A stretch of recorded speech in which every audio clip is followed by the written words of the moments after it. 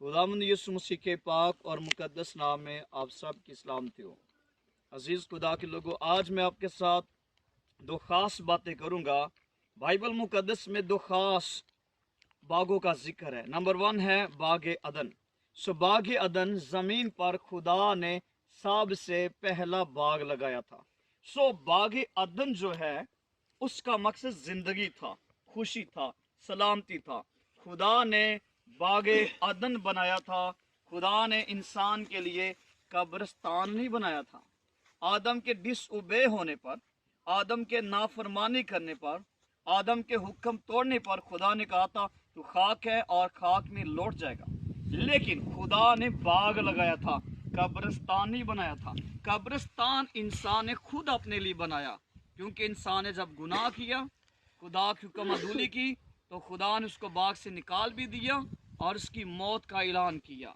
लेकिन याद रखिए, जब हम न्यू टेस्टामेंट पढ़ते हैं तो नए अहदनामे में हमें बागे गत समनी का जिक्र मिलता है। वो बाग जहाँ पर जैतून को कुचला जाता था और उसका तेल निकाला जाता था।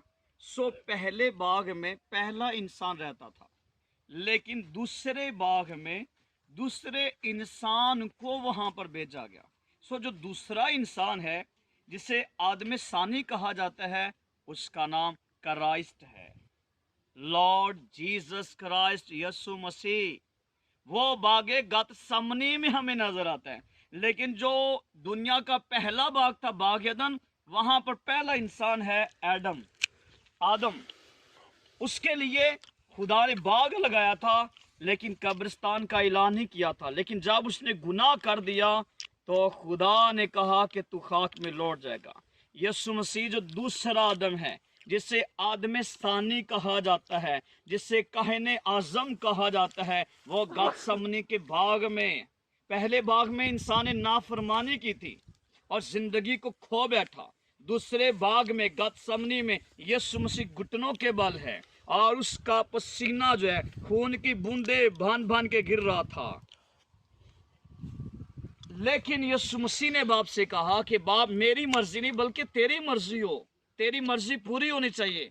उसने ये भी कहा अगर हो सके तो ये पहला टल जाए, लेकिन जैसा मैं कहता हूं वैसा नहीं, बल्कि खुदावन तेरी मर्जी पूरी हो। याद है कि पहले बाग में पहले इंसान ने हुक्म तोड़ा था, लेकिन दूसरे बाग में यीशु मसीह जो आदम सानी है, उसने बाप की मर्जी को पूरा किया और आपके लिए मेरी खातर वो क्रूसीफाइड किया गया। पहले आदम ने नाफरमानी की थी, लेकिन दूसरे आदम ने ताबेदारी की और अपनी जान कुर्बान की।